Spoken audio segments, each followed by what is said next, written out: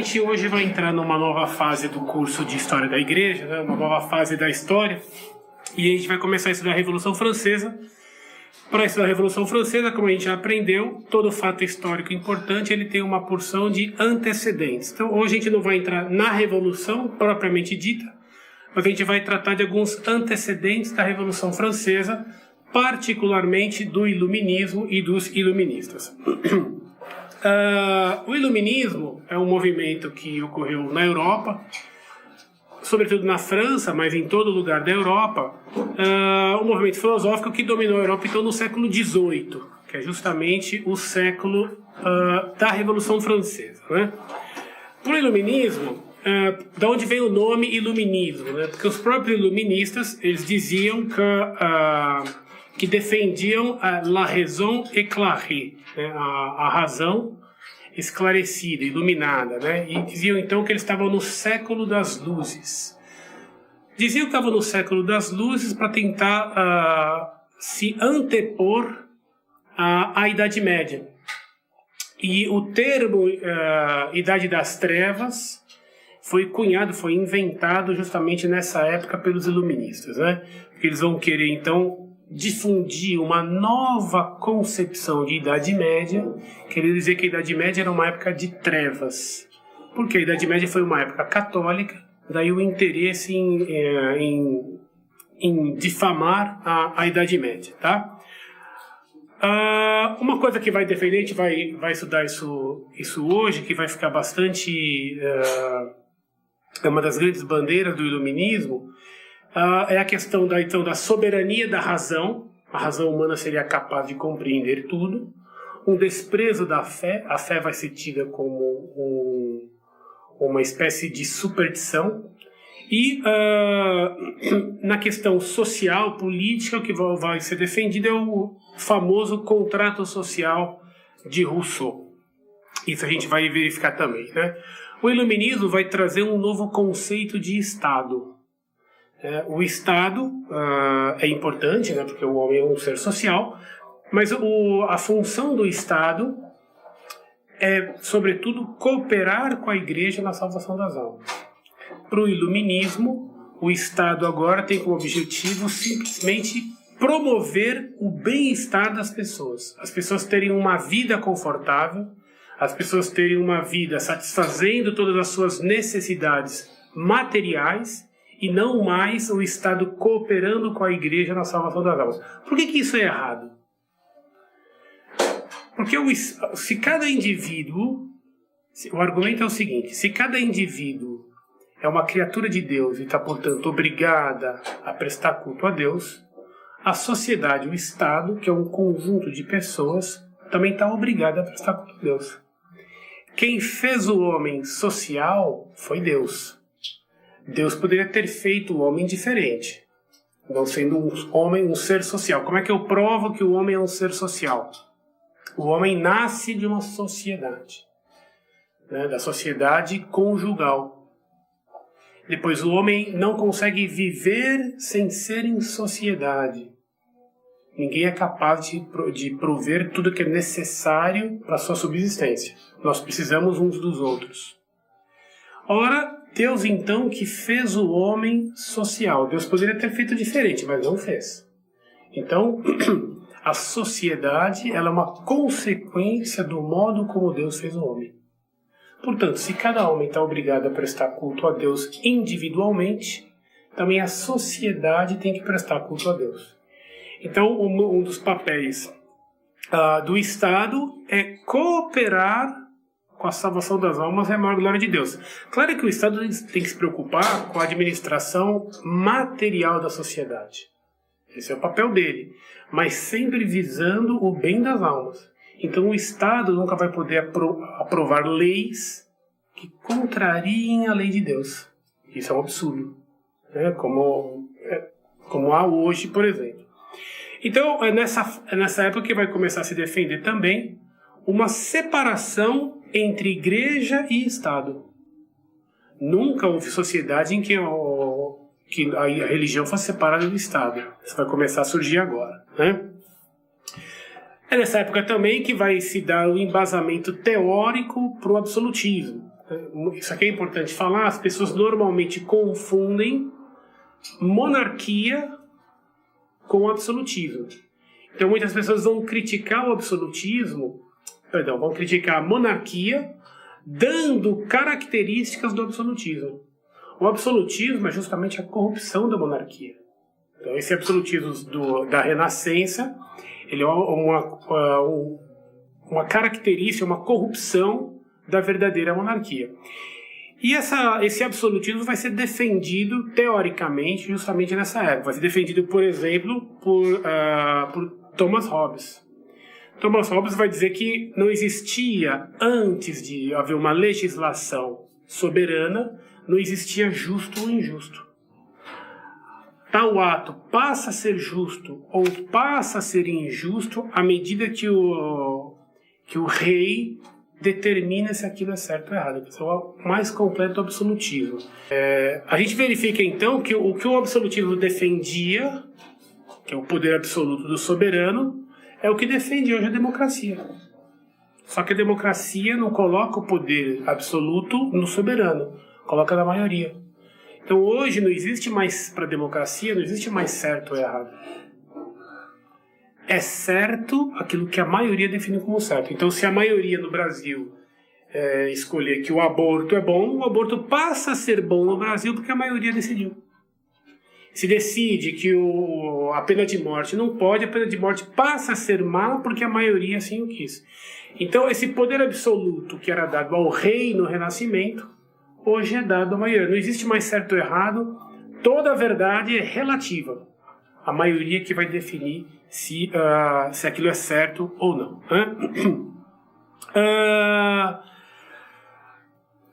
Essa é uma época também que há um grande desprestígio do clero. O clero estava com grande desprestígio e a gente vai verificar que o clero na França era um assíduo leitor, por exemplo, da enciclopédia. Todos esses erros que os iluministas defendiam, os padres beberam nessa fonte enormemente. Isso tudo às vésperas da Revolução Francesa, tá? Então acreditava-se que a razão, como eu já disse, podia resolver tudo, podia conhecer tudo, podia explicar tudo, e não era necessário ter fé. Sim. Por que a enciclopédia é ruim? Por que a enciclopédia é ruim? Né? Então eu vou adiantar um pouco aqui. A pretensão da enciclopédia era conter todo o ensinamento que existia até então. Então já era uma coisa bastante pretensiosa. Depois a enciclopédia ela organiza o saber de forma não lógica, mas uma ordem alfabética. Então não é uma ordem lógica do saber, mas é uma ordem alfabética, simplesmente uma ordem alfabética. Depois ela foi feita com ares de filosofia, de amor à ciência, de indiferença diante da verdade, mas com muita malandragem. Então a enciclopédia ela trazia, quando ela, por exemplo, tinha um verbete que, por exemplo, catolicismo. Então tinha um verbete que tratava o catolicismo, muitas vezes colocando no ridículo a religião, mas nunca de forma clara, sempre uma forma polida, como se fosse uma pessoa escrevendo. Quem escreveu isso foi Voltaire, Diderot, etc. Rousseau escreveu uma parte também, como se aquilo fosse simplesmente um interesse intelectual pela verdade. E como toda enciclopédia, ao final ele faz referências a outros verbetes que têm relação com aquilo que foi tratado. Então, por exemplo, o verbete agricultura. Ao final ele pode ter lá, veja também pecuária. Veja também a vida no campo. Vai ter sempre alguns verbetes que têm relação com aquilo que foi tratado. Quando tinha um verbete, por exemplo, religião, ou então catolicismo, no final tinha lá, veja também superstição. Quer dizer, de uma forma sutil, mostrando para as pessoas, olha, isso aqui é um tipo de superstição. Então é uma forma muito desonesta de tentar fazer as coisas. Eu vou tratar mais da enciclopédia mais para diante, né? Então o absolutismo encontrou apoio teórico no iluminismo. que vai defender então que os reis, é o que eles chamavam dos monarcas esclarecidos, que eram, isso vai ter uma grande difusão naquela época, né? Essa época na França é a época das guerras religiosas, isso vai ser tratado aqui numa outra aula, as guerras religiosas. As verdades da Sagrada Escritura vão ser colocadas também em dúvida. Então aqui vocês notem que existe uma espécie de contraposição à posição de Lutero, né? Lutero defendia que só vale a Bíblia, está errado, tem que ser a Bíblia e a tradição, e os iluministas vão dizer que não vale a Bíblia não tem valor nenhum. Então a maçonaria sempre faz isso, põe os dois extremos, os dois erros, para poder captar os dois tipos de pessoas. Aquele que é contra a Sagrada Escritura vai logo se encantar pelos argumentos iluministas. E o oposto vai se deixar levar pelo argumento dos protestantes, que só vale a Sagrada Escritura. Tá? Então, também esse movimento vai ser ecumênico. Né? Vai ser ecumênico porque eles vão ser contra a religião e defendendo que, na verdade, todas as religiões salvam. O que importa, eu vou ler aqui para vocês um trecho do livro de Rousseau. Rousseau escreveu alguns livros, um livro importante dele, muito citado, é um livro chamado Emílio, que trata da educação. Então, nesse livro, ele coloca uma frase na boca de um vigário, né, o vigário saboiano, e olha que interessante o que esse vigário diz. Sirvo a Deus com simplicidade de coração. Procuro saber somente o que importa para minha conduta. Quanto aos dogmas que não influem nem nas ações, nem na moral, pelos quais tanta gente se atormenta, a verdade é que me preocupam muito pouco. Vejo todas as religiões particulares simplesmente como instituições salutares, que prescrevem em cada país uma maneira uniforme de honrar a Deus por meio de um culto público e que podem todas elas ter suas próprias razões por causa do clima, do governo e do gênio do povo, ou qualquer outra causa local que a faz preferível às demais segundo os tempos e lugares. Portanto, qual é a causa da religião? O clima, a personalidade do povo, o tipo de vida que eles levam. Então a religião tem uma causa natural, não é uma religião revelada. Por isso que há tantas religiões, porque os povos, os climas e os modos de vida são distintos. Toda religião tanto faz. Né? E aí ele termina dizendo: creio que todas são boas quando se serve nelas a Deus de uma forma conveniente. Quer dizer, isso aqui parece hoje, né? É século XVIII, mas parece estar no século XX e XXI. Tanto faz. O que importa é a pessoa servir a Deus com retidão de coração. E aí termina dizendo: o culto essencial é o do coração. Quer dizer, então o que importa é o amor. Né? Diderot também vai defender que a religião, tudo que teve começo, um dia vai ter um fim.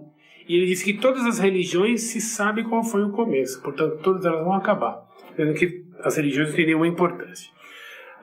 Nessa época também, isso aqui eu estou dando como introdução da aula, é uma época pós-descobrimento.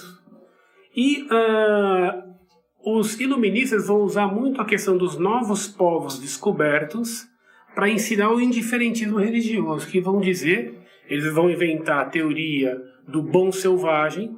Então, puxa, tá vendo? Nas terras que foram descobertas, há uma porção de povos selvagens, mas muito bons, e que nunca ouviram falar em Jesus Cristo. Nunca assistiram uma missa. Sequer sabiam que existia a religião católica. E são pessoas boas. Portanto, não é a religião católica que faz as pessoas serem boas. Não são os mandamentos. Não é a moral. E existe algo bom que está dentro do homem, que se o homem dar ouvido àquilo, ele vai ser bom. Veja o exemplo dos selvagens nas terras descobertas. Então, essa quer dizer do bom selvagem. Ora, isso é uma grande mentira, né? A gente sabia que o bom selvagem nunca existiu. Aqui, os astecas no México, como já vimos, sacrificavam as pessoas, matavam as pessoas aos montes. Então não tinha bom selvagem coisa nenhuma, né? Mas isso então vai produzir nas pessoas uma ideia de relativismo religioso, relativismo moral, tá? É também dessa época que vem a ideia do sábio pagão, por exemplo, a ideia do sábio chinês, que embora fosse pagão, não tem relação nenhuma com a fé, ele é tão sábio, tão virtuoso quanto qualquer cristão, qualquer católico, né? Apesar de tudo isso, deles defenderem que todas as religiões são boas, que isso, aquilo, etc., eles vão também ter uma posição de enorme intolerância com o catolicismo, claro, né? Vão defender, Rousseau vai defender isso, que o pecado original é uma grande bobagem, que não existe pecado original, porque o homem é bom, naturalmente bom, né? Eles vão negar. É claro que a natureza humana, isso eu já expliquei aqui, a natureza humana é boa e continua sendo boa mesmo após o pecado original. A natureza humana após o pecado original é uma natureza doente. Hoje nós temos tendência ao mal, mas nossa natureza é boa. Mas o homem tem tendência ao mal, isso todo mundo sabe. É só tocar o despertador de manhã que a gente não quer levantar da cama, a gente sabe. Não é que a gente compreende que não se deve levantar da cama. A gente sabe que tem que levantar, mas a gente não quer. O problema aqui é uma briga, por assim dizer, entre a inteligência e a vontade. Rousseau vai negar isso, vai dizer que o homem é bom, que é a sociedade que corrompe o homem. Olha, isso é uma contradição, porque a sociedade é o conjunto de homens. Como pode eu somar bom e o conjunto ser mal? Eu somo bom, mais bom, mais bom, mais bom, igual ruim. Isso é uma contradição, né? Então, é mentira que o homem é bom e a sociedade que o corrompe, né? Tratando um pouco mais sobre a questão da teorização do absolutismo e do relativismo religioso, eu vou dar aqui um resumo para vocês, por exemplo, agora as posições de John Locke, né, em inglês também da viragem do século XVII para o XVIII, que vai defender que as crenças eram em grande parte produto do ambiente. Então, o clima ou o ambiente é que vai produzir a crença, né? Depois, a aceitação da igualdade de todos os homens, já que a diferença não se deve ao sangue, mas à diversidade do meio ambiente, né? E por contradição, essa igualdade ele não aplicava ao homem primitivo, que ele dizia que o homem primitivo estava dissociado do restante da humanidade, né? O que é uma tese. Se o homem primitivo, o homem ainda não civilizado, ele está dissociado da humanidade, o povo que foi descoberto, que ainda não é civilizado, não faz parte da humanidade, portanto pode ser escravizado. Então os princípios de John Locke deram embasamento teórico para a escravidão nos continentes descobertos, tá? Ele vai dizer também que a sociedade, regulando as condições materiais, poderia promover a condição moral de seus membros. Isso aqui é um absurdo. Parece uma frase bonita, né? A sociedade, regulando as condições materiais das pessoas, vai fazer com que elas sigam a moral. Ora, então, portanto, quem não tem uma condição boa, vai ser como que fatalmente obrigado a não seguir a moral. Então, quer dizer, isso aqui é racismo. Todo pobre é ladrão. Ele é um desfavorecido socialmente, portanto, ele não consegue cumprir as leis da moral. É um absurdo, né? Todo mundo pode praticar a lei de Deus, tá? Depois defendia todo o naturalismo, etc. Um pouco antes dele, né, Hobbes, que eu já falei, vai também defender uma moral meramente utilitarista. O que quer dizer isso? Que a moral ela não tem nenhuma relação sobrenatural. A moral, ou seja, o que as pessoas têm que fazer, as pessoas têm que evitar, ela tem simplesmente uma função utilitarista. Que as pessoas...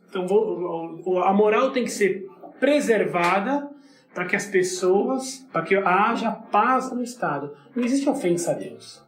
Não existe uma relação da moral com um Deus criador. A moral, então, deve existir moral, sim. As pessoas a igreja tem que ensinar os mandamentos? Tem que ensinar. Por quê? Para que isso produza ordem na sociedade. Só por isso. Não que se a pessoa roubar, matar, há uma ofensa a Deus, um castigo, nada disso. É simplesmente uma questão utilitarista. Tá?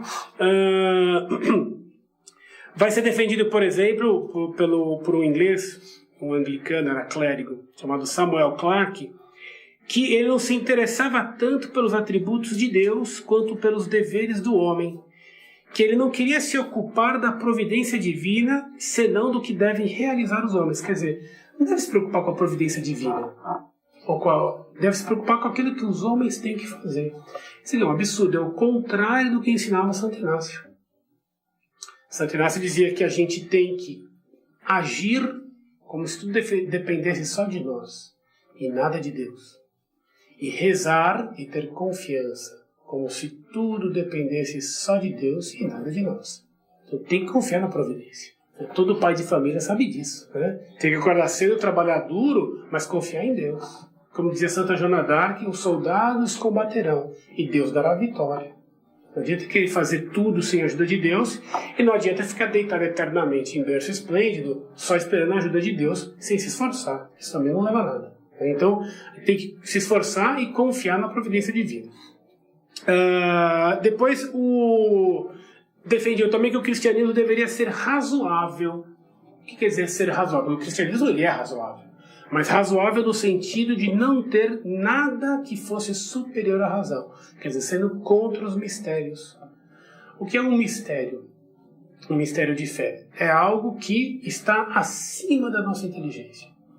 Então, o mistério da Santíssima Trindade. Um só Deus em 3 pessoas. Isso é uma verdade que nós não podemos compreender totalmente. Porque, sendo um mistério, ela está acima da nossa inteligência. Ela não é contrário à inteligência. Ela está acima da inteligência. Né? A nossa inteligência não consegue compreender totalmente aquela verdade. Todos os mistérios são assim. Então, os mistérios nunca são absurdos. Nunca são coisas irracionais. O mistério é sempre uma coisa que simplesmente está acima da nossa inteligência. Mas alguns aspectos dele a gente consegue compreender. Tá? Depois, para tratar um pouco mais agora do iluminismo na França. Né? O iluminismo na França vai ser um pouco diferente do inglês. O inglês é um iluminismo mais deísta, né? O que é o deísmo? Que vai defender que Deus, depois de ter criado o universo, não se importa mais com o universo, criou e largou. Né? Na França, a questão da razão, que vai ter muita força. Né? Por exemplo, a enciclopédia na França, né? Para tratar aí mais da questão da enciclopédia. Além do erro de tratar das questões só numa ordem meramente alfabética, a enciclopédia ela procura reduzir a Deus e a religião uma simples superstição, né? Como eu falei para vocês. Só para dar o esquema, ela era dividida em 3 partes, né? A parte da memória, que tratava da história, a parte da razão, que tratava da filosofia, e a parte da imaginação, que tratava da poesia. Dentro da filosofia, da parte da filosofia, estava a teologia. Ou seja, colocando a teologia como sendo inferior à filosofia. O que, claro, é um absurdo, né? A parte que trata, por exemplo, do conhecimento de Deus fica próximo da parte que trata de magia negra. É tudo feito, calculado, para que as pessoas possam, de fato, que as pessoas recebiam aquilo, a enciclopédia era escrita e entregue em fascículos, né? As pessoas assinavam e recebiam pelo correio fascículos, acho que mensais ou quinzenais, eu me lembro agora. Na lista de assinantes havia uma porção de padres. Uma porção. Então eles recebiam aqueles fascículos para montar os volumes, os tomos, e aquilo vinha quase como uma... Eu imagino que aquele cara devia chegar quase como se fosse uma mensagem dos céus, né? Foram os deuses que escreveram aquilo, né? Foram os filósofos que escreveram. Então, cheio de prestígio, e chegava então com toda essa malandragem para fazer as pessoas acreditarem que a religião é simplesmente mais uma forma de superstição, né? Então, por exemplo, tem um trecho que diz: não se deve confundir a imoralidade com a irreligiosidade. Não é porque a pessoa não tem religião que ela não vai ter moral. A moral pode dar-se sem religião. Só pode ser boa sem ter religião. E a religião pode ir acompanhada, mesmo frequentemente, da imoralidade. Quer dizer, você quer ser bom, você não precisa da religião para ser bom. Há um monte de gente que não tem religião e é boa. Há um monte de gente que tem religião e que não é boa.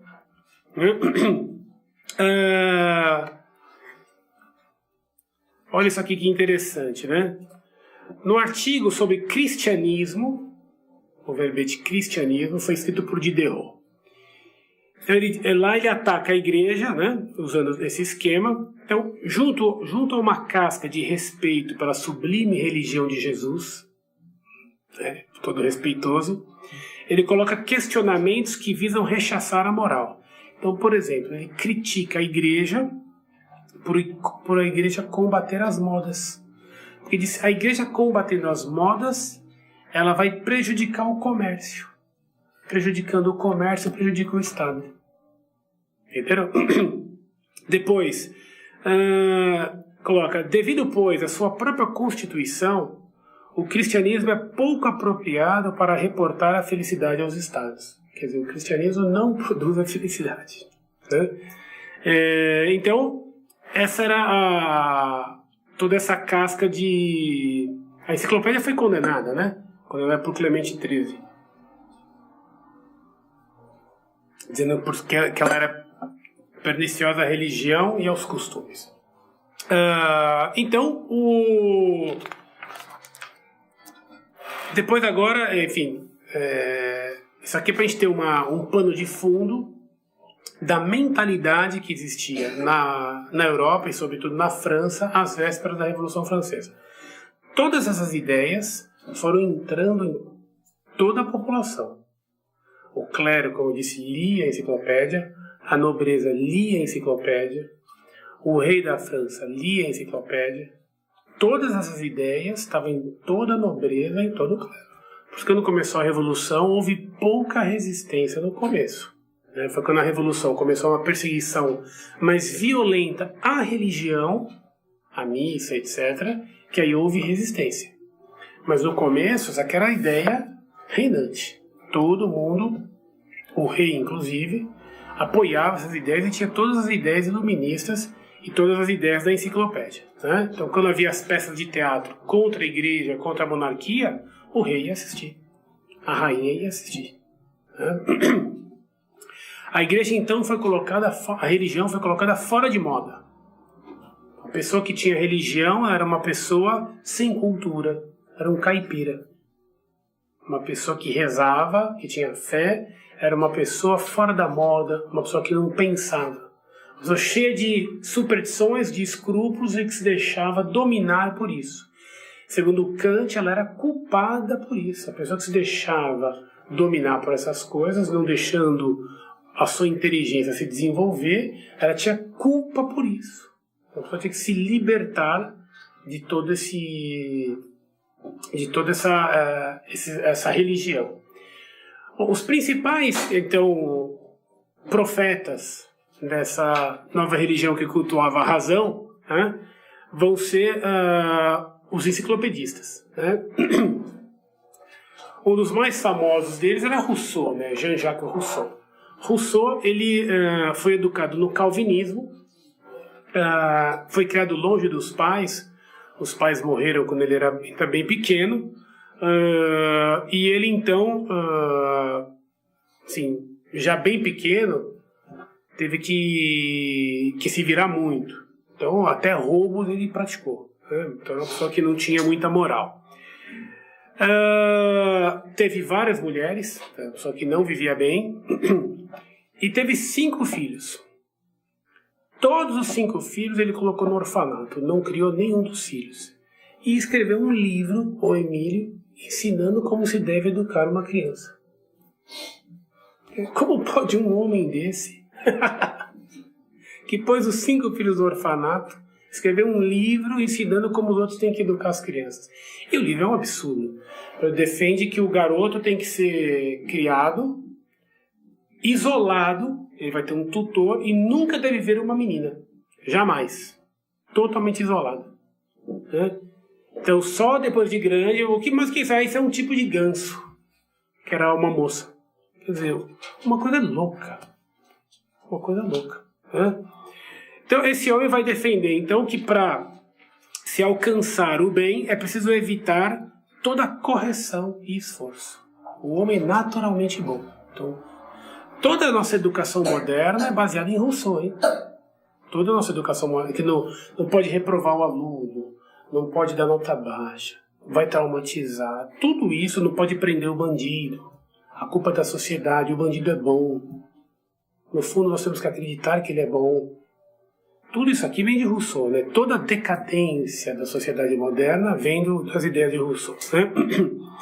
Então, para Rousseau, a religião era uma religião meramente natural. Não era uma religião revelada por Deus, e era uma religião natural que emanava do coração do homem, né? Do ponto de vista político, ele vai defender o contrato social, vai escrever, né, do contrato social, que ele vai defender então que o poder vem do povo, que a soberania do povo é absoluta e independente, inclusive, de Deus. Quando o povo decide que uma coisa é boa, aquilo é bom, independente de Deus, né? Para ele, a sociedade não tem como primeiro autor Deus, mas sim a vontade humana. Quer dizer, então, olha a contradição, né, que nós tratamos aqui. A sociedade não decorre da natureza humana como Deus a criou. Decorre de uma decisão do homem. O homem decidiu viver em sociedade. E combinou, mas para viver em sociedade, cada um tem que abrir mão de alguma coisa, senão fica impossível. Tá, então vamos fazer um contrato. E aí há então o contrato social que estabelece as regras da sociedade. Ora, não há nenhum registro histórico, e nem nunca houve, né? Não há nenhum registro histórico desse tal contrato social. Isso nunca existiu. Mesmo porque a gente vê que a natureza humana, que o homem é um ser naturalmente social, né? Depois, o bem advém do número, não da razão. Aquilo que a maioria define passa a ser bom. Quer dizer, aquilo que então se atribuía ao monarca, o monarca absolutista, o que ele define como bom é bom, agora passa a ser esse poder divino, passa a ser agora dado não ao monarca, mas ao povo. Mas notem que é o mesmo erro, hein? O erro do absolutismo é o mesmo erro da democracia liberal. Não existe verdade, o que o rei define é certo. Não existe verdade, o que a maioria define é certo. É o mesmo erro. Só que não é mais o monarca, a maioria.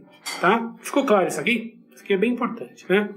Depois, para ele, o homem nasce bom e a sociedade que o corrompe, e o pecado original não passa de um mito que não tem existência real. Ele cooperou durante um tempo. O Rousseau era extremamente vaidoso, né?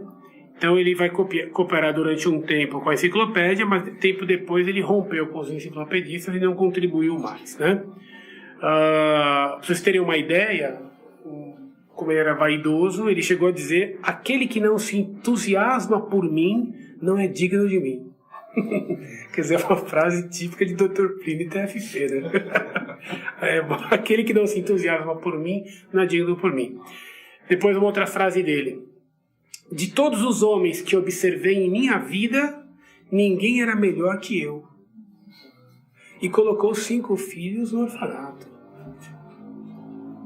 Quer dizer, eu era mal. Eu não prestava. Essa que é a verdade. Não adianta palavrinhas bonitas. Ele não prestava. Né? Quando ele vai morrer em 1778, morreu sozinho, né? Sem aduladores à volta dele. Era uma pessoa muito... Como ele era muito estrelinha, uma pessoa muito... que se isolava muito. Né? Ele devia ser muito insuportável para ele mesmo. consta-se que ele, inclusive, se envenenou, ele teria se matado, né? O pior de todos, enciclopedistas e iluministas, contudo, não foi Rousseau, foi um que foi até publicamente inimigo de Rousseau e que trocavam farpas várias vezes, que é Voltaire. Voltaire, esse não era o nome dele de nascimento era François-Marie Arouet. Ele vai mudar de nome quando ele cresce, porque ele dizia que o nome Voltaire era um nome mais sonoro, então era vaidoso, né? O pai dele era notário, jansenista, e Voltaire estudou num colégio jesuíta, foi um dos jesuítas, né? Foi viver na Inglaterra, viveu na Alemanha, viveu na Suíça, viveu na Bélgica, viveu em todo canto. Era uma pessoa brilhante, inteligentíssima, que discutia muito bem. Chegou a ser preso, inclusive, por furtos, assim como o Rousseau, ele também cometera furtos. E o que movia Voltaire era o ódio à igreja. Nunca houve, acho que na história, uma pessoa que odiasse tanto a igreja como ele. Todos os escritos dele, ele terminava écraser l'infâme, né? Esmagai a infame. A infame era a igreja católica. A igreja católica, ou Cristo, ou a igreja de Cristo, né? Mas ele tinha um ódio. Os escritos dele, às vezes repete mais de uma vez écraser l'infame. Tem que sempre dizer, ele tinha um ódio brutal à igreja católica, né? Então, ele atacava nas obras dele e ele atacava de uma forma muito sarcástica e muito viva. Ele escrevia bem, depois ele sabia escrever de uma forma divertida. Eu acho que ninguém soube usar tão bem quanto ele esse sarcasmo e essa ironia contra a igreja. É uma pessoa extremamente irônica e que escrevia debochando a mais no poder da igreja, mas sempre com muito conteúdo, assim, coisas falsas. Ele depois tem umas frases dele aqui que eu vou dizer. Ele defendia a mentira a mais no poder. Ele dizia, precisa mentir constantemente, né? Deixa vocês verem aqui que eu não estou inventando. Olha o que ele vai dizer aqui, ó. Olha que coisa interessante. Ó, ele chegava a assistir à missa, inclusive comungava, né? Às vezes ele cooperava com construção de igrejas, estava fazendo uma igreja, ia lá, ele era muito rico, né? Aí a frase deles, entre aspas, isso aqui: é preciso mentir como um diabo, não timidamente, não só durante um tempo, senão descaradamente e sempre. Então, quer dizer, ele tinha ódio da igreja, mas às vezes ele ia à missa, comungava, dava esmolas para a igreja que estava construindo. Ele falou, preciso mentir sempre, né? Então ele vai mentir a vida inteira. Nunca ninguém foi tão inimigo da igreja como ele, né? Os escritos dele eram escandalosos, né? Uma frase dele: excitai todos os meus irmãos a perseguirem a infame, a igreja, de viva voz e por escrito, sem lhe dar um momento de descanso. Atacai a infame. O que me interessa é o seu aviltamento, a propagação da verdade e o progresso da filosofia. A verdade aqui eram os ensinamentos iluministas, né? Que não eram verdades coisa nenhuma. Mas você vê como era um homem movido pela raiva. Um homem movido pelo ódio, né? Tinha um prestígio enorme em toda a Europa. Ele vai, por exemplo, incentivar muito a enciclopédia. Ele vai dizer que ele depositava todas as esperanças dele na enciclopédia. Para ele, Deus era um arquiteto do universo. Atenção na expressão, né? Deus era um arquiteto do universo que não cuidava do mundo que criara, né? O progresso humano substituiu a providência divina. Então Deus criou o universo, mas Deus despreza o universo. Deus não cuida mais do universo. Então, não é a providência divina que cuida da criação. Porque a providência divina é o que é? O governo de Deus sobre a criação, né? O governo de Deus na criação chama-se providência divina. Para Voltaire não havia providência. Deus abandonara e agora era a técnica, o progresso que substituiria a providência, né? Era um homem muito rico, como eu falei para vocês, ele era próximo aos nobres, tinha um prestígio na corte, inclusive na corte francesa, na corte de Luís XV. Tinha um prestígio enorme, era bajulado a mais um poder. Foi conselheiro de muitos monarcas, da Prússia, etc.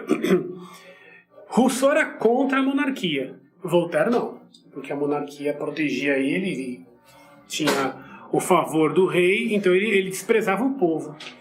E ele dizia o seguinte, olha isso aqui que interessante, né? Isso aqui é uma carta dele, hein?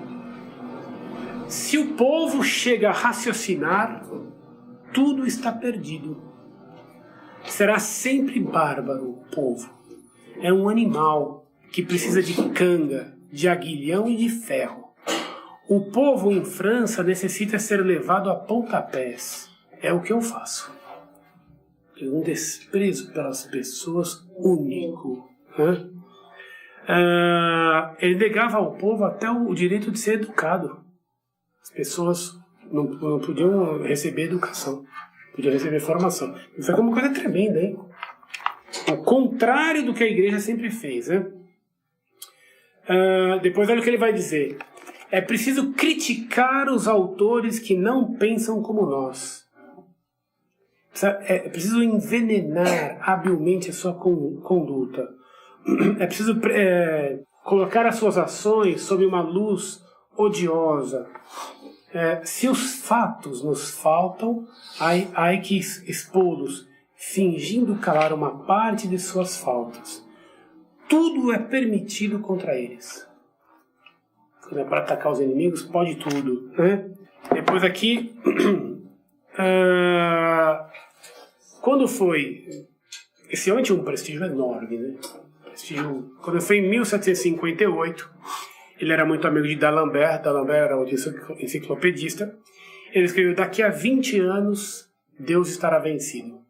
Ele queria formar uma sociedade, mas uma sociedade de homens dedicados, hein? Que fossem levar uma vida como que de monges, para se dedicar a destruir a igreja. Ele falou assim, não é possível que com 12 homens ignorantes, a igreja católica conquistou o mundo inteiro. Ele falou assim, não é possível que com 3 pessoas inteligentes a gente não possa acabar com a religião. E aí então o projeto dele, ele chegou de fato a fazer um projeto, ele propôs ao rei da Prússia que a sede dessa sociedade, tinha que ser uma sociedade secreta, fosse na Prússia, e ele escreveu para outros enciclopedistas, dizendo, olha, temos que ir para a Prússia e formar essa sociedade secreta para poder fazer o trabalho oposto ao que fizeram os apóstolos, destruir a religião católica. Só que ninguém quis sair da França, então quiseram ficar em Paris. E ele ficava uma fera. Então há escritos dele na época dizendo que isso é um tal absurdo que ele chegou até a duvidar da própria razão, se a razão de fato era tão boa assim. Como é que podem as pessoas trocar esse projeto pelo conforto de continuar vivendo na França? Você vê que o projeto dele era um projeto de destruição da religião. Né? Então, quando foi em 1758, ele vai escrever, daqui a 20 anos, a religião, Deus, estará vencido. Porque uma vez uma pessoa falou para ele, quem você pensa que é? Você acha que vai conseguir destruir Deus e a religião? Ele respondeu, vamos ver. Eram falando de um orgulho demoníaco, né? Então, quando ele disse, então em 20 anos depois, como Deus faz as coisas, 20 anos depois, em 1778, ele morreu. Ele disse, daqui 20 anos, Deus estará vencido. Ele vai morrer. Pouco antes de morrer, ele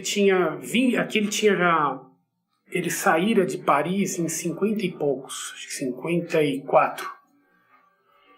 E não voltou mais para Paris. Ele tinha ido para outros lados, tinha ido para outros países, e depois ele comprou, perto de Genebra, mas ainda dentro da França, ele comprou um sítio e passou 26 anos da vida ali. Ele trabalhava freneticamente, tinha uma situação financeira muito confortável, mas só se dedicava a escrever. Ele recebia cartas aos montes, escrevia muito, sempre contra a igreja, um trabalho incansável.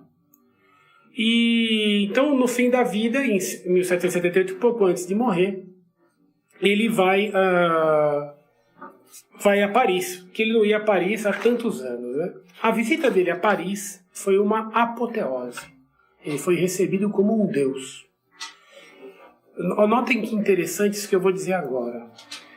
Todos os enciclopedistas acusavam os católicos, culto dos católicos, o culto aos santos, tudo isso não passava de superstição. Então, em 1778, Voltaire vai a Paris. Chegou em Paris e ele foi recebido como um deus. Franklin, né, que fizera a independência americana, Franklin estava em Paris, Benjamin Franklin, e levou o neto para ser abençoado por Voltaire. Voltaire, então, e não é que Voltaire falou, imagina que coisa é essa, que abençoar, isso é superstição.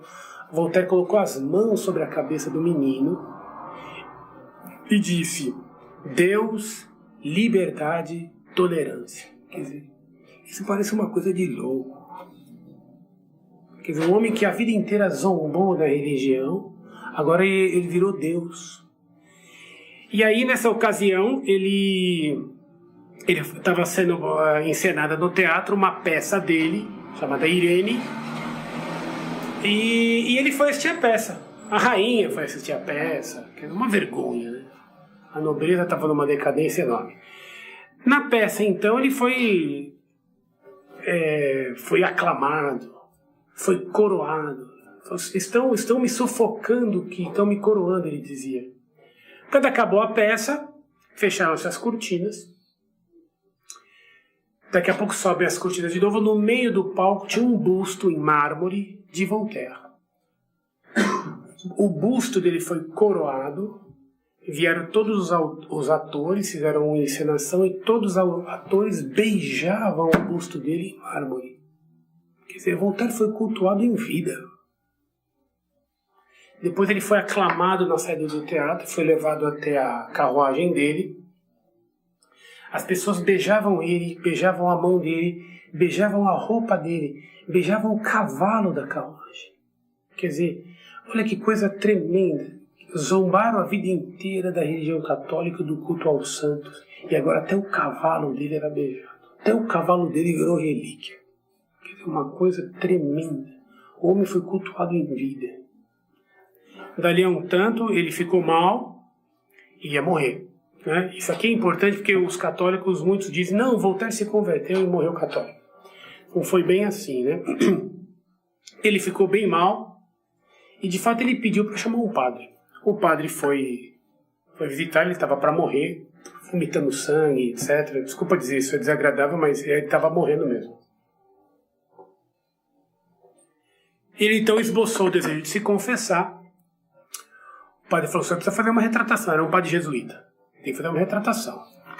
Todo mundo que é um herege ou alguém que ensinou contra a fé, precisa se retratar, né? Ele então fez uma retratação.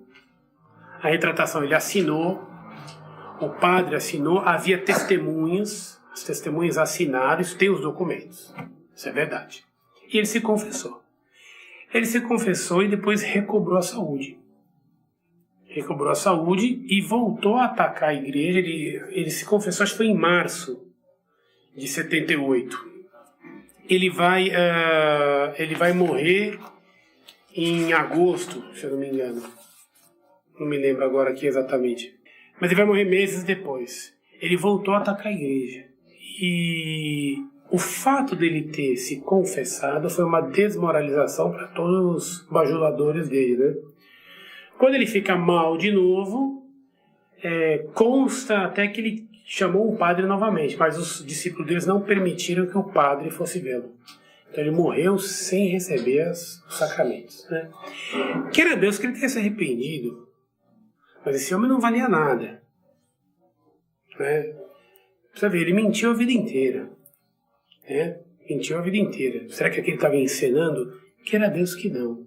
Queira Deus que não. Mas o que a gente não pode é cair num certo romantismo e achar não, que todo mundo vai para o céu. Então Napoleão foi para o céu, Napoleão ensinava catecismo para as crianças quando ele estava na Ilha de Santa Helena. Tem sempre um final feliz e todo mundo vai se salvar.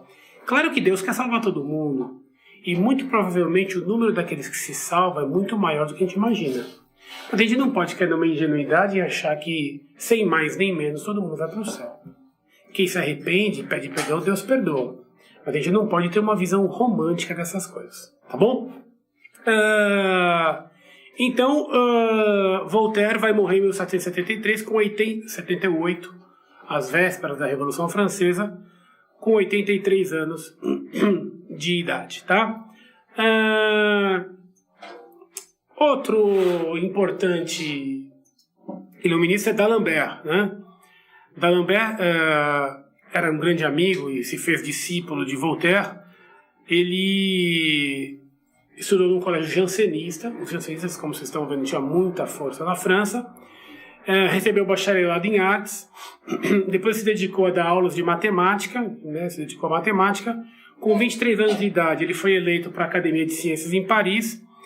Lia Voltaire e se fez discípulo de Voltaire. É ele que vai dar início, D'Alembert, que vai dar início à enciclopédia.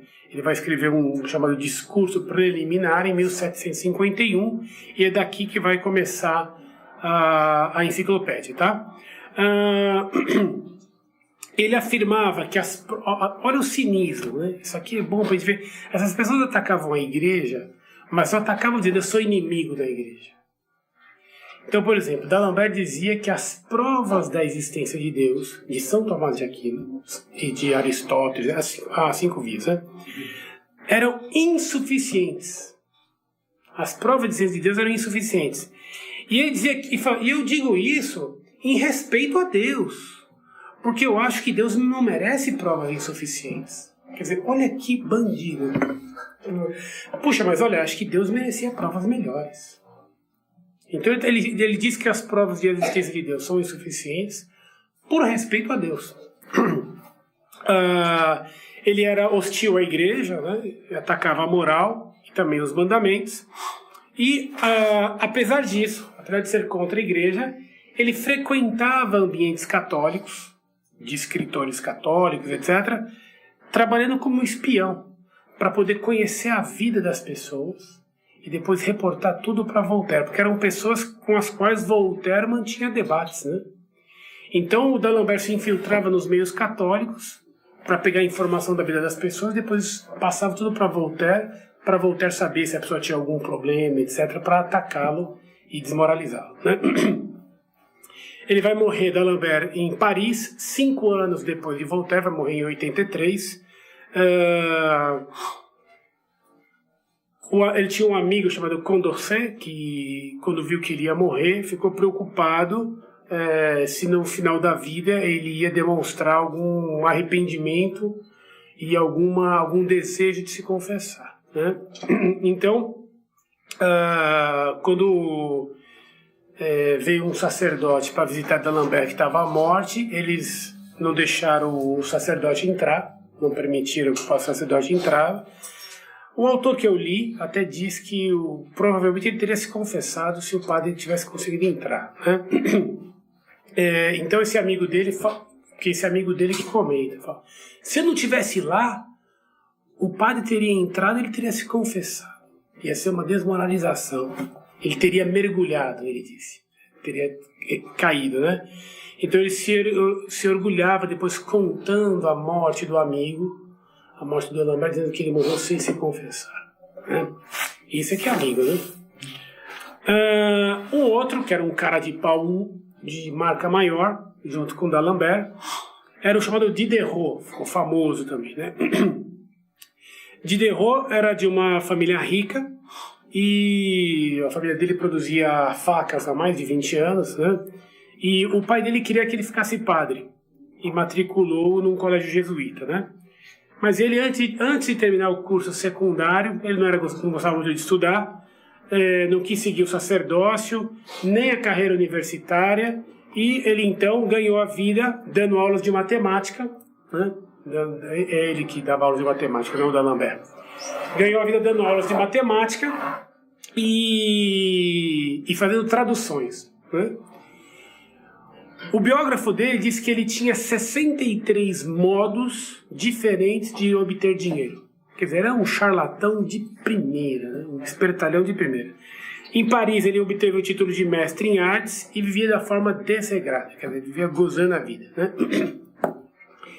Olha como ele era malandro. Isso aqui, para a gente ver como esses enciclopedistas, esses iluministas eram bandidos, né?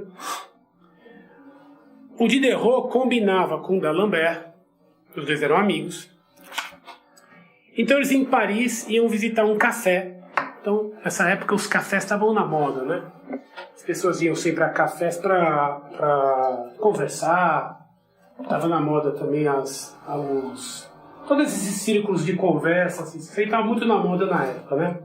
Os salões que se falava. Então, Diderot e D'Alembert iam até um café, chegavam lá como ilustres desconhecidos, sentavam no café como se fossem dois amigos, começavam a conversar. O café sempre cheio de pessoas. Daqui a pouco eles começavam uma discussão sobre religião.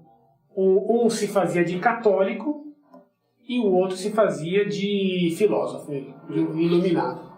Então discutiam, não, mas me explica tal coisa. E sempre o iluminado falando com muita eloquência, sabendo argumentar bem, e o católico sempre era um teatro, hein? E o católico, não sabia, falou, não, e a sua religião, o cara disse sobre isso, tarará. E eles iam levantando a voz. Todo mundo em volta parava e ficava acompanhando a discussão. E o católico não tinha resposta. Ficava sem jeito, não tinha o que responder, daqui a pouco ele ficava com tanta vergonha que ele levantava e ia embora. Quer dizer, aí eles marcavam de se encontrar num outro café para comemorar, davam risada do que eles tinham feito e começava tudo de novo. Quer dizer, isso aqui chama-se desonestidade intelectual. Quer dizer, isso é coisa que se faz. Depois eu falar que a igreja é contra a razão. É uma mentira. A igreja sempre fez foi dar argumentos. A igreja, para tudo tem argumentos. Agora isso aqui, eles fazem um teatro para enganar as pessoas, para dar a impressão. Tá vendo? Olha aí, ó. O católico não tem argumento. O católico não sabe responder as coisas. O filósofo atacou também. Não, é isso aí, ó. A fé contra a razão. Né? Uma desonestidade ímpar, né? Que eles faziam. Tá? Isso é uma coisa que deixa a gente com raiva, né? Depois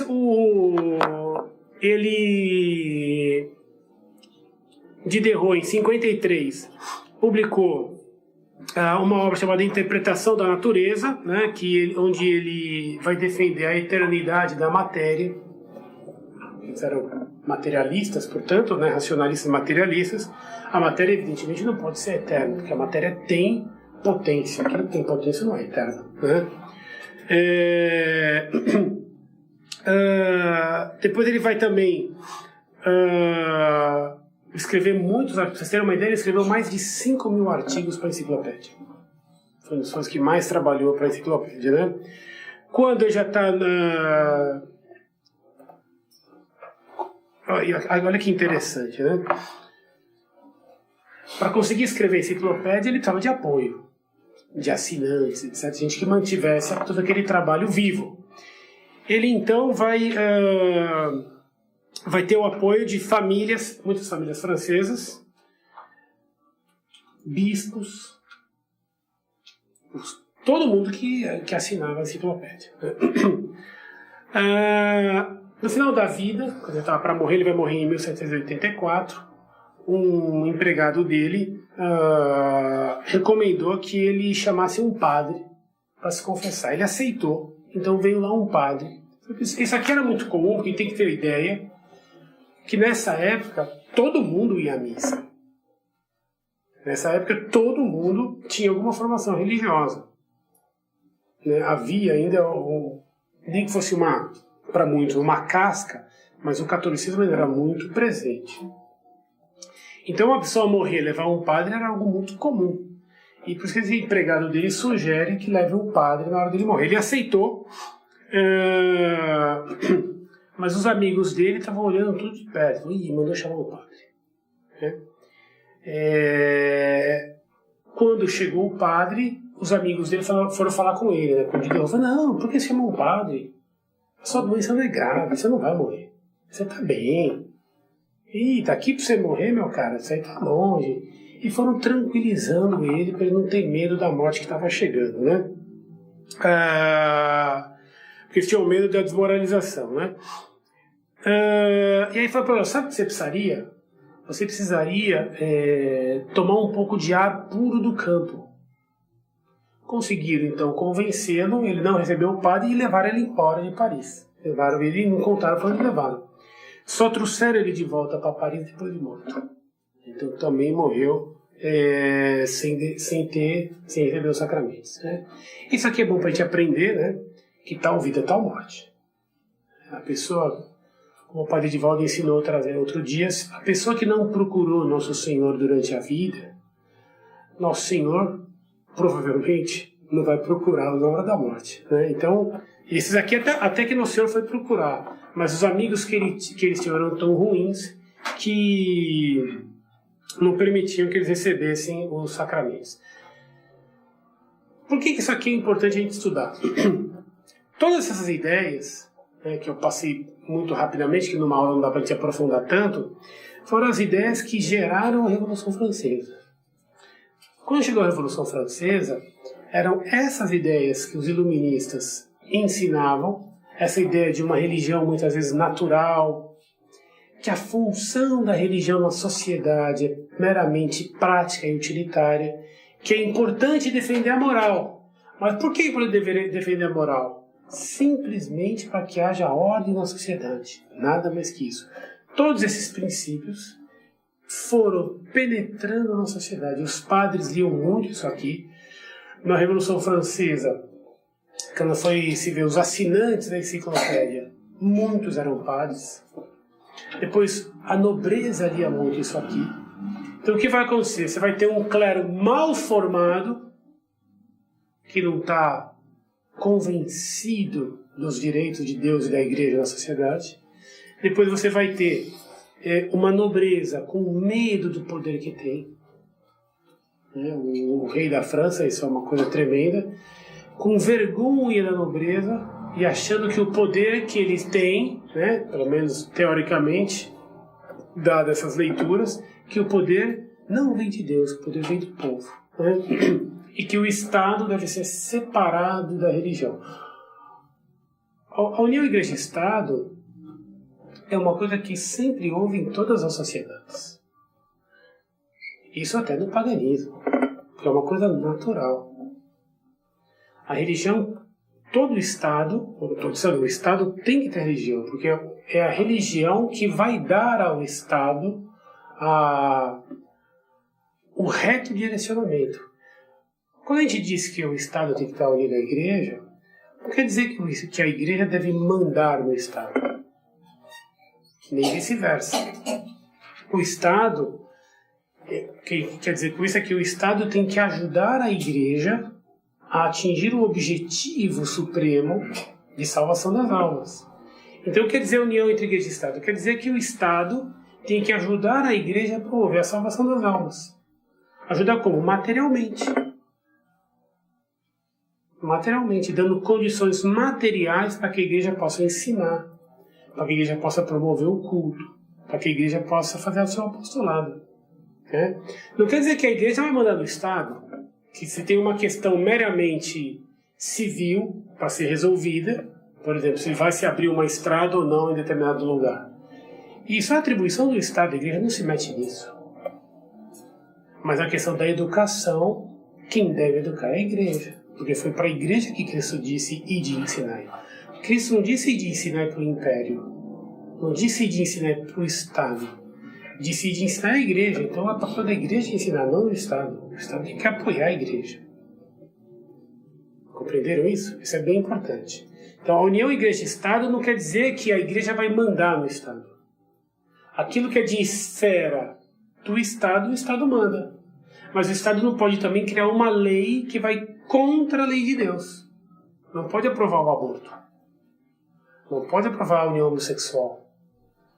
Não pode aprovar o divórcio. Entendeu? Não pode apoiar tudo aquilo que vai contra a religião, contra a verdade. Porque a verdade é objetiva. O que a maioria decide não produz uma realidade. As coisas são o que são, queira a maioria ou não.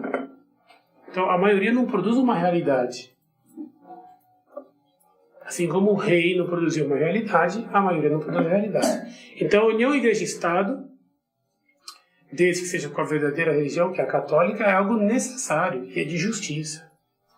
Porque assim como o homem é formado de alma e de corpo, e quando você separa a alma do corpo, você tem a morte, também a sociedade. Você tem a união entre a igreja e o Estado, o poder espiritual e o temporal. Quando você separa, você tem a morte da sociedade, que é o que a gente tem hoje. As pessoas não agem bem, não tem religião.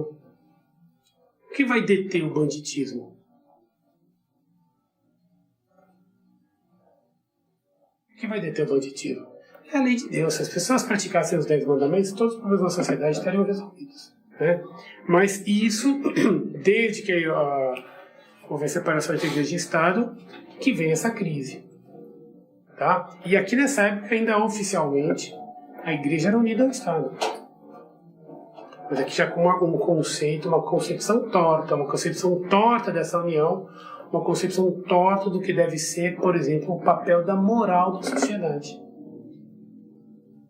Que é levar as almas para o céu, não é simplesmente produzir um bem-estar social. Isso é secundário. A função do Estado não é produzir bem-estar social. Isso é uma função secundária. O principal é, com ou sem bem-estar social, levar as almas para o céu. Fomos feitos para esse mundo. Tá bom? Alguém tem alguma pergunta? Alguma dúvida? Não? Então vamos rezar aqui para encerrar a aula de hoje. E na próxima aula a gente já estuda a Revolução Francesa propriamente dita.